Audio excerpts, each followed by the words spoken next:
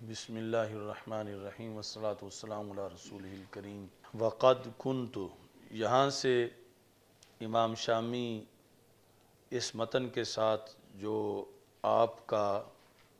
تعلق ہے اور شرح لکھنے سے پہلے کئی سال جو آپ نے اس کے مطالعہ میں گزارے ہیں وہ ذکر کرتے ہیں۔ وقد کنت صرفت فی معاناتہ برہۃ من الدہر، میں نے خرچ کیا تھا اس متن یعنی در مختار کے مطالعہ کے اندر ایک زمانہ، اور میں نے خرچ کیا تھا مشقت کے ساتھ اپنی جدید عمر کا ایک حصہ۔ شقہ جدید عربی میں فلیٹ کو کہتے ہیں، تو یہ حصہ ہے۔ وقتنست، اور میں نے شکار کیا تھا افہام کے نیٹ کے ساتھ۔ جال جو ہوتا ہے شبکہ، یعنی چیزیں پکڑنے کے لیے، میں نے شکار کیا تھا افہام کے جال کے ساتھ اس کتاب کے غافل مسائل کو، یعنی تشبیہ دی ہے ان جانوروں سے، شوارد، شاردہ کی جمع ہے، جنہیں شکار کیا جاتا ہے ان کی غفلت کے دوران۔ وقیدت، اور میں نے قیدی بنایا تھا قلم کے میخوں کے ذریعے، وتد کی جمع ہے اوتاد، اقلام کے میخوں کے ذریعے میں نے قیدی بنایا تھا اس کتاب کے وحشی جانوروں کو۔ عوابد،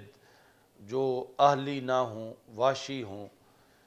جنگلی جانور، یعنی مطلب یہ ہے کہ وہ مفاہیم جو عام ذہنوں کے قریب نہیں آنے والے تھے، میں نے ان کو اپنا بنانے کے لیے کافی محنت ماضی میں کی ہوئی تھی۔ وَسِرْتُ فِي اللَّيْلِ وَالنَّهَارِ سَمِيرَهُ، اور میں بن گیا دن رات میں اس در مختار کے ساتھ گفتگو کرنے والا۔ سمیر، اپنے دوست کے ساتھ راز کی بات کرنے والا۔ حتیٰ اسر الیہ، میں نے یہاں تک اس کے ساتھ گفتگو کی کہ اس کتاب نے، اسر در مختار نے، مجھے اپنا راز بتا دیا۔ حتیٰ اسر الیہ سرہ، یہاں تک کہ اسرہ کا فعل ہوا در مختار، کہ در مختار نے مجھے آہستہ سے راز کی بات بتا دی۔ وَضَمِیرَہُ، اور جو اس کے ضمیر میں تھا۔ وَأَطْلَعَنِی، اور در مختار نے مجھے مطلع کر دیا عَلَىٰ حُورِہِ، اپنی حوروں پر، المقصورات فی الخیام، جو اس کے الفاظ کے خیموں کے اندر بند کی گئی تھیں، تو مجھے اس نے ان پر مطلع کر دیا۔ یعنی عام لوگوں کے لیے تو اس کتاب کے معنی یوں ہی اجنبی تھے اور چھپے ہوئے تھے، جس طرح کے پردے خیمے کے اندر بند حور ہے جو کسی کو نظر آنے والی نہیں ہے، لیکن اس کتاب نے مجھے خود ہی اپنی حوریں دکھا دیں، اور مطلب یہ ہے کہ اپنے پوشیدہ مطالب مجھ پہ واضح کر دیے۔ وَكَاشَفَ لِي، اور اس کتاب نے کھول دیا میرے لیے، وجوہ مخدراتہ، اپنی پردہ نشین عورتوں کے چہروں سے کھول دیا۔ کس کو؟ اللسامہ، پردے کو، یہ مفعول بھی ہے کاشفہ کا، نقاب کھول دیا۔ فَطَفِقْتُ، تو میں شروع ہوا، اُوَشِّعُ حَوَاشِیَ صَفَائِحِ صَحَائِفِهِ اللَّطِیفَہ، میں شروع ہوا درحال کہ میں اُوَشِّعُ، مزین کر رہا تھا اس کے لطیف صحائف کے رجسٹروں کے حواشی کو، اس کے لطیف صحائف، صحائف ہیں رجسٹر، صحیفہ کی جمع، اور صفائح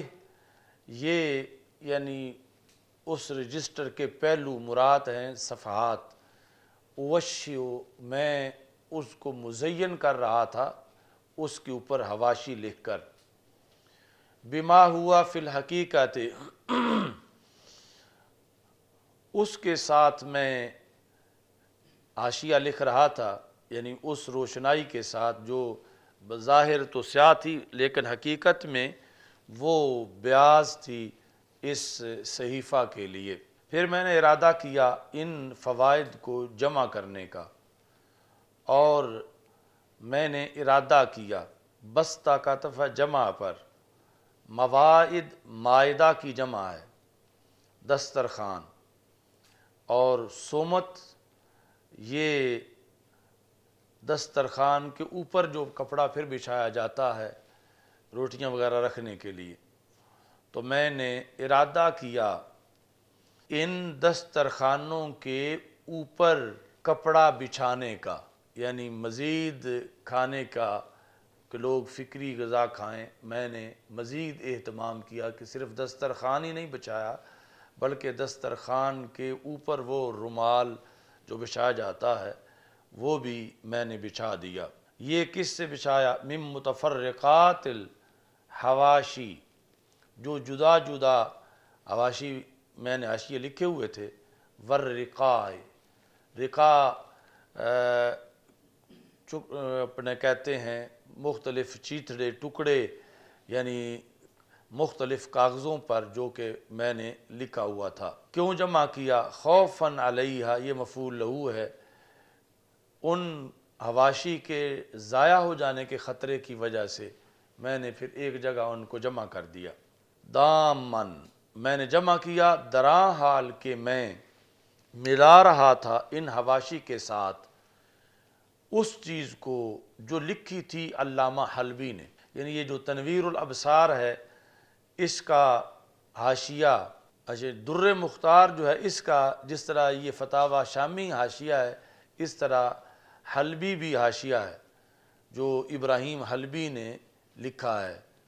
اسی در مختار کے اوپر، اور ایسے ہی امام طحطاوی نے بھی در مختار کے اوپر حاشیہ لکھا ہے۔ تو میں نے اپنے حاشیہ کے اندر ان حواشی سے بھی استفادہ کیا اور ان کو بھی اس کے ساتھ ملایا۔ تو در مختار پر جو حاشیہ ہے طحطاوی وہ یہ ہے، یعنی یہ پہلی جلد ہے اس کی 4 جلدوں میں سے، تو اس سے بھی میں نے استفادہ کیا، یعنی متن اس کا اور متن فتاوی شامی کا ایک ہی ہے، یعنی حاشیہ یہ در مختار پر ہے وہ بھی در مختار پر ہے، اور ایسے ہی حاشیہ حلبی ہے، تو وہ اس سے پہلے لکھے جا چکے تھے۔ اس بنیاد پر امام شامی نے ان کے اندر جو مباحث تھیں وہ بھی اپنے حاشیہ کے اندر چیدہ چیدہ لکھیں۔ وغیرہما دامن الی ذالک ما حررہ العلامہ، تو جس کو لکھا ہے علامہ حلبی نے اور علامہ طحاوی نے اور ان دونوں کے علاوہ نے، من محشی ھذا الکتاب، محشین نون اضافت کی وجہ سے گر گیا کہ اس کتاب سے مراد ہے در مختار، در مختار کے جو محشی تھے 2 کا تو نام لیا اور اس کے علاوہ جو ہے وہ مبہم طریقے سے ذکر کر دیا۔ وَرُبَمَا عَزَوْتُ مَا فِيهِمَا إِلَى كِتَابٍ آخر، کبھی میں نے ایسا کیا کہ عبارت جو ہے وہ ان کی لکھی کہ جو طحطاوی میں ہے یا حاشیہ حلبی میں ہے، لیکن عبارت لکھ کے تو میں نے جو حوالہ ذکر کیا جس کتاب کا وہ ان کے علاوہ تھی، اور اس میں چونکہ وہی عبارت اس کتاب کے اندر بھی تھی تو اس بنیاد پر میں نے ان 2 کا نام نہیں لکھا، اس تیسری کتاب کا نام لکھ دیا تاکہ لزیادت الثقات بتعدد النقل، تاکہ ایک ہی چیز کے حوالے زیادہ ہو جائیں، کہ اس کو یعنی ان کا ذکر کرنا تو ظاہر تھا، اسی چیز کو ایک تیسرے محشی نے بھی ذکر کیا ہوا تھا جو کہ عام اتنا واضح نہیں تھا، تو یعنی اس کا ذکر کرنا واضح نہیں تھا، تو میں نے اس کا نام لکھ دیا تاکہ یہ پڑھنے والے کو پتہ چلے کہ یہ بات سارے محشی لکھ رہے ہیں اور یہ سیکا بات ہے۔ بار بار تکرار میں نے ان دو حواشی کی وجہ سے ہی نہیں کیا، بلکہ انہی کے اندر جو بات موجود ہے، جب وہ تیسرے نے بھی لکھی تو میں نے حوالہ صرف تیسرے کا دے دیا۔ عزوتو کا مطلب ہے منسوب کرنا، کہ جس طرح کہ عبارت لکھ کے کہا جاتا ہے کہ روا ہو یا قالہ ہو، تو اس میں نے ان کا قول نام لکھے بغیر تیسرے محشی کا نام لکھ دیا۔ بتعدد النقل، یعنی میرا مقصد تھا کہ پڑھنے والا اسے زیادہ سیکا سمجھے، لا للاغراب، میں کوئی یعنی اپنے علم کی ریاکاری نہیں کرنا چاہتا تھا، یا یہ میرا مقصد نہیں تھا کہ لوگ یہ سمجھیں کہ ان کو زیادہ حوالے اس کے آتے ہیں۔ میرا مقصد یہ تھا کہ سیکا طریقے سے وہ مسئلہ لوگوں تک پہنچے، اس لیے میں نے پھر یہ تیسرا یا چوتھا پانچواں حوالہ بھی ساتھ اس طرح دے دیا۔ اب آگے ان کی ایک اصطلاح ہے ففہم، تو ففہم کے بارے میں یہ بتانا چاہتے ہیں کہ میرا ففہم سے مطلب کیا ہوگا جب میں اپنی کتاب میں حاشیہ حلبی کی کوئی بات لکھ کر کہوں گا ففہم، یا حاشیہ طہطاوی کی کوئی بات میں لکھوں گا تو لکھ کر کہوں گا ففہم،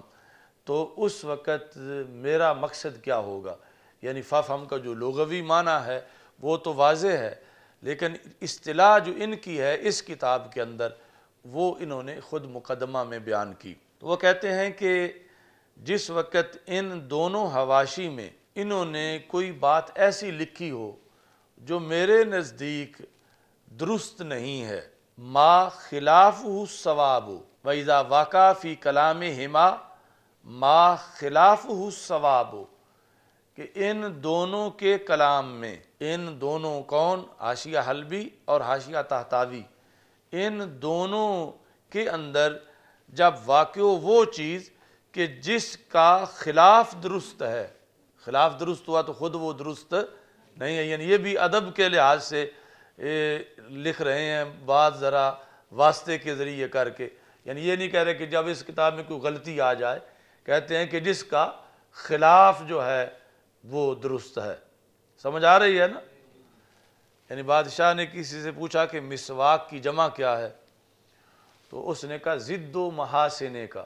یعنی ویسے تو جمع مساویق ہے، تو مساویق کا مطلب ہے تیری برائیاں، تو یہ وہ ادب سے بولنا نہیں چاہتا تھا مساویق، تو کہتا ضد و محاسنے کا، کہ تیرے محاسن کی جو ضد ہے وہ مسواک کی جمع ہے۔ تو اس طرح انہوں نے بھی یعنی یہ واضح نہیں کہا کہ جب ان دونوں کے کلام میں کوئی غلطی آ جائے، کہتے ہیں جب ان دونوں کے کلام میں وہ چیز آ جائے کہ جس کا خلاف صحیح ہے، مطلب ہے وہ غلط ہے خود اور خلاف اس کا صحیح ہے۔ ایک تو یہ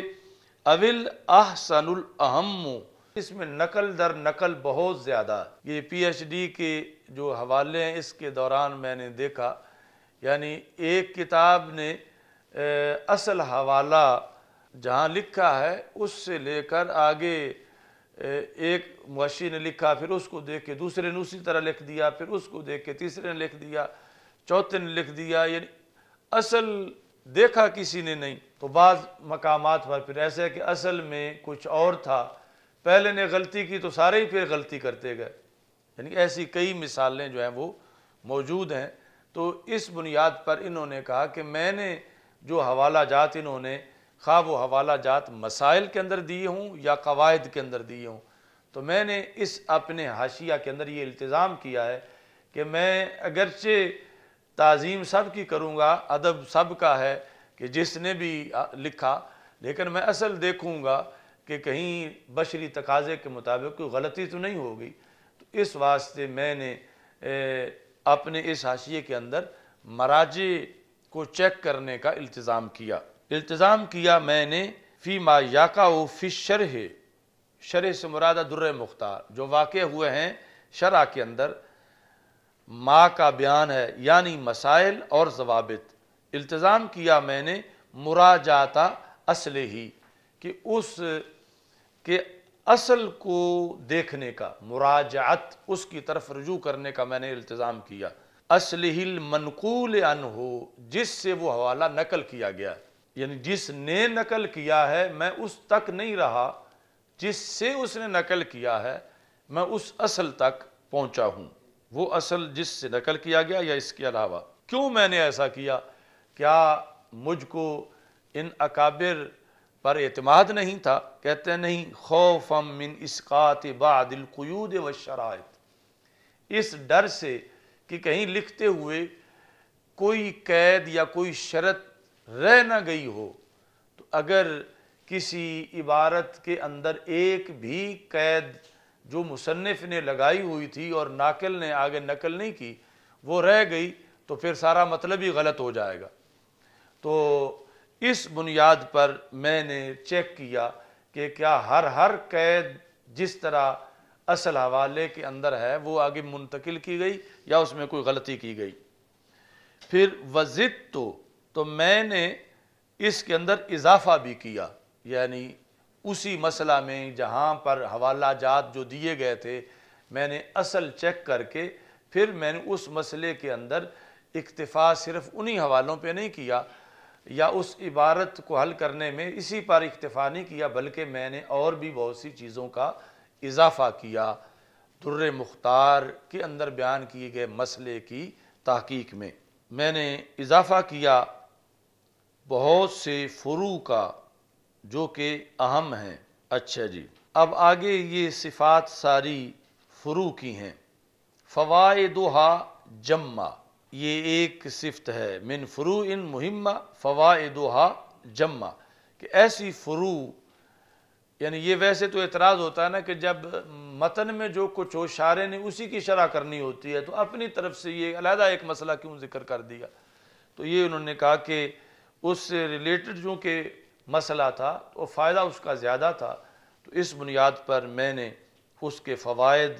زیادہ ہونے کی وجہ سے اس کو ذکر کیا۔ وَمِنَ الْوَقَائِ، یہ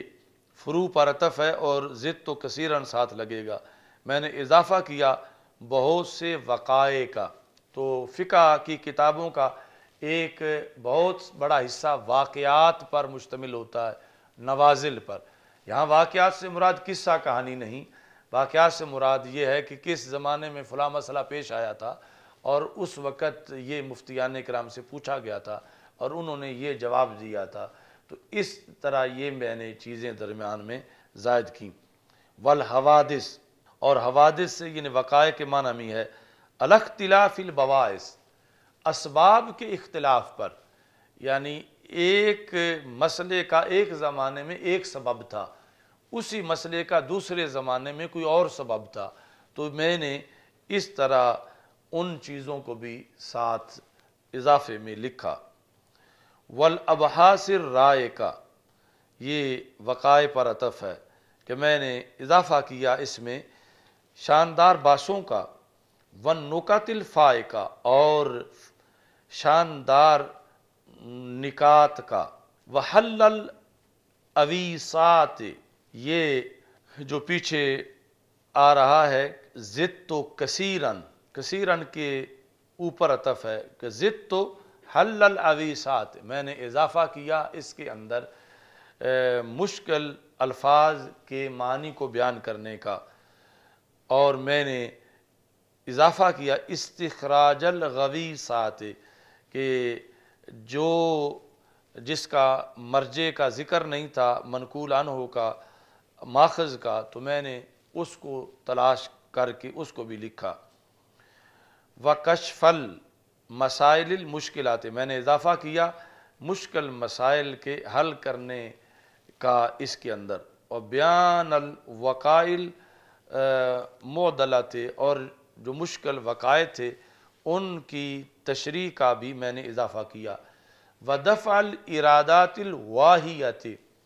من ارباب الحواشی، تو در مختار کے چونکہ بہت سے حواشی ہیں تو کئی محشی جو ہیں انہوں نے کمزور اعتراض کیے ہوئے تھے ماتن پر یعنی شارے پر، جو شارے ہے تروین الابصار کا اور خود در مختار پر یعنی کیے گئے تھے، در مختار کے محشین کی طرف سے اعتراض، اور اعتراض وہ بنتے نہیں تھے، یعنی وہ اعتراض یا تو حسد کی ضد کی وجہ سے کیے گئے تھے یا کم علمی کی وجہ سے کیے گئے تھے۔ تو میں نے ان اعتراضات کا جواب دیا، یعنی میں نے در مختار کی حمایت میں در مختار پر کیے جانے والے اعتراضات کے جوابات بھی اپنے حاشیہ میں لکھے، وہ اعتراضات جو کہ کمزور اعتراضات تھے۔ وَدَفْعَ الْإِرَادَاتِ، اور میں نے اضافہ کیا اپنی کتاب کے اندر اعتراضات کے جوابات دینے کا۔ کون سے اعتراض؟ الواہیہ، جو کہ کمزور تھے، من ارباب الحواشی، کیے کس نے تھے وہ اعتراض؟ مختلف محشی جو ان کی طرف سے کیے گئے تھے۔ والانتصار لہذا الشارع، انتصار ہوتا ہے کسی کا بدلہ لینا، تو میں نے اضافہ کیا اس چیز کا کہ جو بدلہ لیا میں نے شارع کا، یعنی شارع مظلوم تھا جس پر محشی جو ہیں انہوں نے اعتراضات کیے ہوئے تھے، تو میں نے جواب دیا اور میں نے بدلہ لیا، مدد کی میں نے، اور شارع کی وہ چیزیں بھی میں نے اپنے حاشیہ کے اندر ایڈ کی۔ لہذا شارح المحقق بالحق، میں نے بدلہ لیا اس شارع کا۔ شارع کون؟ نام بتایا نا پہلے، تو امام حسکفی کی یہ تعریف کر رہے ہیں کہ یہ واقعی محقق ہیں، اور ان پر غلط اعتراضات جو کیے گئے تھے تو میں نے ان کی حمایت کی اور اعتراض کرنے والوں کا رد کیا۔ والانتصار لہذا الشارح المحقق بالحق، کہ جو بالحق محقق ہیں میں نے ان کی حمایت کی۔ ورفع الغواشی، اور میں نے پردے اٹھائے، مع عزو کل فرع الی اصلہ، ساتھ نسبت کرنے ہر فرع کے اس کی اصل کی طرف، یعنی جو فروع ذکر کی گئی تھی میں نے ان کے اصول کو ذکر کیا۔ وَكُلِّ شَيْءٍ، یہ عزو پر عطف ہے، ما ساتھ لگے گا، وَكُلِّ شَيْءٍ اِلَى مَحَلِّهِ، تو میں نے نسبت کی ہر شے کی اس شے کے محل کی طرف، یعنی جو پڑھنے والے کو معلوم نہیں ہو رہا تھا کہ اس شے کا محل کیا ہے یا اس فرع کی اصل کیا ہے، تو میں نے اصل کا بھی اور محل کا بھی حوالہ دیا۔ حتی الحجج والدلائل، یہاں تک کہ میں نے حجج اور دلائل بھی دی، یعنی صرف ایک مسئلے کا اصل ماخذ بیان ہی نہیں کیا بلکہ اپنی طرف سے اس کو ثابت کرنے کے لیے دلائل بھی دیے۔ وَتَعْلِيلَاتِ الْمَسَائِلِ، یہاں تک کہ مسائل کی تعلیلات یعنی فقہی جو علل ہیں وہ بھی میں نے بیان کی۔ وَمَا كَانَ، یہ پیچھے عطف ہے زِدْتُ کثیراً پر، کہ میں نے اضافہ کیا ان چیزوں کا بھی، من مبتکرات فکری الفاتر، یعنی ایک ہوتا ہے نا ہر بندے کے کچھ ذہن کی اپنی ذہن میں آئی ہوئی چیزیں ہوتی ہیں، تو وہ ہیں مبتکرات، یعنی مبتکرات کا مطلب ہوتا ہے ویسے جو نیا پھل ہو پہلا، تو مطلب یہ ہے کہ جو میرے ذہن کی پیداوار ہے۔ اب وہ اس وقت جب یہ کتاب لکھ رہے تھے تو پہلے ائمہ کے ذہنوں کی باتیں تو پرانی ہو چکی تھیں، تو میں نے ان کے ساتھ جو میرے ذہن میں نئی باتیں فقہ کے ابواب میں آئی ہوئی تھیں میں نے ان کا بھی اضافہ کیا، یعنی میں نے صرف نقل نہیں کیا بلکہ کچھ اپنی بھی میری تحقیقات ہیں جو میں نے اس کے اندر ایڈ کی۔ وَمُبْتَكَرَاتِ فِكْرِ الْفَاتِر، عاجزی سے یہ کہا کہ میری ناقص فکر میں کہ جو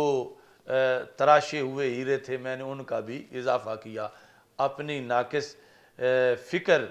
کے اندر جو آنے والی تحقیقات تھیں وہ بھی لکھیں۔ مواقع نظری، من ساتھ لگے گا کہ جو میری نظر سے مراد ہے غور و فکر کے واقعہ ہونے کے لحاظ سے جو کچھ حاصل تھا وہ بھی میں نے لکھا۔ تو نظری القاصر یہ بھی کسر نفسی کے لیے اپنی فکر کو فاتر کہا اور نظر کو قاصر کہا، فاتر بمعنی قاصر ہی ہے۔ تو باقی جو میرا اپنا ہوگا تو اس پر بھی میں متنبع کروں گا کہ پڑھنے والے کو یہ پتہ ہو کہ یہ میری بات ہے، میری طرف اگر کوئی غلطی ہے تو کوئی منسوب کرے، یعنی پہلے ائمہ سے وہ میں نے حاصل نہیں کی۔ وَأُنَبِّئُ عَلَيْهِ وَبَذَلْتُ الْجُهْدَ فِي بِيَانِ مَا هُوَ الْأَقْوَى۔ تو یہ اہم بات ہے کہ ایک ہی مسئلے پر جب کئی اقوال فقہ کی کتابوں میں موجود ہیں تو میری اس کتاب کی خصوصیت یہ ہے کہ میں نے ان اقوال میں سے جو اقویٰ تھا اس کو بیان کیا، یعنی سارے لکھ کر، یا جو در مختار میں متعدد تھے تو میں نے ان میں سے ترجیح دی کہ اقویٰ قول ان میں سے کون سا ہے۔ وما علیہ الفتویٰ، اور میں نے وہ بیان کرنے میں اپنی ہمت لڑائی کہ فتویٰ کس پر ہے، یعنی اقوال میں سے سب سے اہم چیز ما علیہ الفتویٰ کی شناخت ہے، تو میں نے ما علیہ الفتویٰ بیان کیا محنت کر کے، یعنی اس کے بیان کے لیے کہ ائمہ نے ترجیح کس کو دی ہے۔ اچھا جی، تیسرا فی و بیان الراجح من المرجوح مما اطلق فی الفتاوی، فتاوی میں جو چیزیں مطلقاً لکھی گئی تھیں، یعنی نہیں بتایا گیا تھا کہ راجح کیا ہے، اقویٰ کیا ہے، فتویٰ کس پر ہے، تو میں نے ان چیزوں کے اندر بھی راجح، اقویٰ اور ما علیہ الفتویٰ یعنی مفتہ بھی قول کا میں نے تعین کیا۔ اچھا جی، مما اطلق فی الفتاوی او الشروح ہے، جو چیزیں فتاوی اور شروع میں مطلق رکھی گئی تھیں، اطلاق تھا ان میں، مطلق یعنی یہاں اس لحاظ سے مطلق کے راجح کو بیان نہیں کیا گیا تھا۔ اچھا جی، اب یہ ہے کہ پھر سوال پیدا ہوتا ہے کہ اقوال آ رہے ہیں کئی صدیوں کے، اور اقوال ہیں آپ سے پہلے جو اکابر ہیں ان کے، تو آپ کے پاس کیا اتھارٹی ہے کہ آپ ان میں سے کسی کو راجح کہیں، کسی کو مرجوح کریں، تو آپ کے پاس اتھارٹی کیا ہے؟ اس کا انہوں نے جواب دیا کہ میں نے اپنی طرف سے یہ کام نہیں کیا، بلکہ جو اصحاب ترجیح ہیں ان کا قول اس بارے میں تلاش کیا اور اس پر اعتماد کرتے ہوئے میں نے یہ بتایا کہ یہ مفتہ بھی قول ہے، یعنی یہ میں نے اپنی طرف سے نہیں بلکہ انہی ائمہ کے حوالے سے کہ جو اس منصب پر فائز تھے، میں نے ان کے حوالے سے یہ ترجیح کا کام کیا۔ معتمداً، حال ہے یہ بذلتوں سے کہ میں نے کوشش خرچ کی راجح بیان کرنے میں، درا حال کہ میں اعتماد کر رہا تھا اس میں کس چیز پر، علی ما حررہ الائمۃ الاعلام، جو ائمہ اعلام نے لکھا تھا، میرے نزدیک وہ معیار تھا، من المتاخرین العظام، عظیم متاخرین میں سے، عظیم متاخرین میں سے جو اصحاب ترجیح ہیں انہوں نے جو لکھا تھا میں نے ان سے لے کر واضح کیا۔ وہ کون کون ہیں؟ کل امام ابن الحمام، مثال کے طور پر امام ابن حمام، انہوں نے ترجیح دی تھی یا مفتہ علیہ قول بیان کیا تھا، تو میں نے ان کی روشنی میں اپنی کتاب میں یہاں جہاں مطلق تھا میں نے مقید کیا، یعنی اس کا بیان کیا کہ یہ راجح ہے یہ قول اور دوسرے مرجوح ہیں۔ وَتَلْمِیذَیہِ ہے، اور امام ابن حمام کے دو شاگرد، پہلے ہیں قاسم اور دوسرے ہیں ابن امیر حاج۔ قاسم ہے، ان کا نام ہے قاسم بن قطلوبغہ، قاسم بن قطلوبغہ، یعنی یہ فقہ حنفی کے اندر بڑی اہم شخصیت ہے کہ انہوں نے فقہ حنفی کے دلائل حدیث سے بیان کرنے کا کام کیا۔ قاسم بن قطلوبغہ، ان کے رسائل چھپے ہوئے بھی ہیں، مجموعہ قاسم بن قطلوبغہ کا، اور جہاں یہ اختلافات ہمارے ہوتے ہیں غیر مقلدین کے ساتھ نماز کے اندر مسائل میں باقی، تو ان کی کتابیں قاسم بن قطلوبغہ کی امام طحاوی کی طرح فقہ حنفی کی حمایت میں اہم کتابیں ہیں قاسم بن قتلبغا کی، اور دوسرے ہیں ابن امیر حاج جن کی ہے کتاب مدخل اور دیگر کتابیں۔ اچھا جی، تو پہلے نمبر پر ابن حمام کے ذریعے، پھر ابن حمام کے دو شاگردوں کے ذریعے، ان میں ایک قاسم بن قتلبغا اور دوسرا ابن امیر حاج، تیسرے ان تینوں کے بعد چوتھے نمبر پر مصنف کے حوالے سے، یعنی مصنف بول رہے ہیں امام حسکفی پر، صاحب در مختار پر، یعنی ان کے حوالے سے، یعنی ان کی رائے کو بھی مسائل کے اندر جو انہوں نے ترجیح دی اس کو بھی میں نے پیش نظر رکھا۔ والرملی، یہ فتاوی رملیہ ہے خیر الدین رملی، یعنی ان کے ذریعے سے۔ وابن نجیم، تو یہ فقہ حنفی کے دو ہیں ابن نجیم، تو ان دونوں بھائیوں کے جو تحقیقات ہیں، اور اس کے علاوہ ابن شلبی اور شیخ اسماعیل حائق حانوتی، اور ان کے علاوہ ممن لازم علم الفتوی من اہل التقوی، یعنی مزید بھی اور بھی نام ہیں جن پر میں نے اعتماد کیا۔ ان میں دو شرطیں تھیں کہ ان کی عمر فتوے میں گزری ہو، فتویٰ دینے میں، اور کردار کے لحاظ سے اہل تقوی ہوں، یعنی صرف علم ہی نہ ہو بلکہ عمل بھی ہو۔ ممن لازم علم الفتوی، وہ اکابر کی جنہوں نے علم فتویٰ کو لازم پکڑا، یعنی اس کے اسپیشلسٹ تھے۔ مطلقاً عالم ہونا اور بات ہے، اور فتویٰ کے علم میں زندگی گزارنا یہ اور بات ہے۔ وہ جنہوں نے علم فتویٰ کو لازم پکڑا اہل تقوی میں سے۔ فدونا کا حواشی ہذہ الفریدہ فی بابہا، تو اے پڑھنے والے لازم پکڑ ان منفرد حواشی کو جو اپنے باب میں منفرد ہیں، اپنے موضوع پر، یعنی در مختار کے ایریا کے جتنے بھی محشی ہیں ان کے لحاظ سے۔ الفائقہ علی اطرابہا، جو اپنے ہم مثل حواشی پہ فوقیت رکھتے ہیں۔ المسفرہ عن نقابہا، جو در مختار کے مفاہیم کے چہروں سے پردے ہٹانے والے ہیں۔ وخطابہا، یعنی یہاں پر جو ہے وہ جو در مختار کے مفاہیم ہیں ان کو تشبیہ دی دلہنوں کے ساتھ، تو دلہنیں جو ہیں ان کے لحاظ سے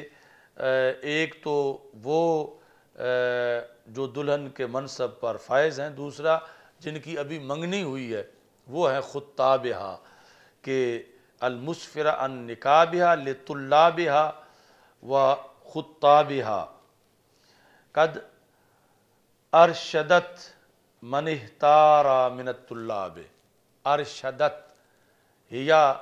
لوٹ رہا ہے حواشی کی طرف جو انہوں نے لکھے، امام شامی نے، انہوں نے رہنمائی کی کس کی؟ من احتار، جو کہ حیرت زدہ تھا، رستہ گم تھا۔ مثلا کوئی بندہ پہلی بار کسی جگہ گیا ہو اور چوک ہو، چار رستے نکل رہے ہوں اور وہاں بورڈ بھی نہ لگا ہو، کوئی بندہ بھی نہ کھڑا ہو اور بیابان علاقہ ہو، تو وہ اب سوچتا ہے کہ میں نے اب ان تین طرف میں سے کس طرف جانا ہے۔ تو اس طرح کے جو طلاب تھے ان کی رہنمائی کی میرے حواشی نے، فی فہم معنی ھذا الکتاب، اس در مختار کے معنی کو سمجھنے میں، یعنی ایک لفظ کے مثلا 3 معنی ہیں تو کون سا مراد لینا ہے؟ طالب علم حیرت میں کھڑا تھا تو میرے جو حواشی ہیں انہوں نے رہنمائی کی۔ فَلِهَذَا سَمَّيْتُهَا رَدَّ الْمُخْتَارِ عَلَى الدُّرِّ الْمُخْتَارِ، اس وجہ سے پھر میں نے اس کا نام رد المختار علی الدر المختار رکھا۔ یعنی اب یہ بحث مکمل ہوئی کہ جس کے اندر وجہ تصنیف کتاب اور پھر ان کا طریقہ کیا ہے، خصوصیات کیا ہیں فتاوی شامی کی باقی جو حواشی ہیں در مختار کے ان کے مقابلے میں، اور پھر اس سوال کا جواب کہ یہ نام کیوں رکھا ہے، تو وجہ تسمیہ بھی جو ہے انہوں نے ساتھ بیان کر دی۔ الحمدللہ رب العالمین۔ والسلام علی رسول کریم اللہم احفظنا بالاسلام قائمین واحفظنا بالاسلام قائدین واحفظنا بالاسلام راقدین ولا تشمت بنا الاعداء والحاسدین وصلی اللہ تعالی علی حبیبی خیر خلقی سیدنا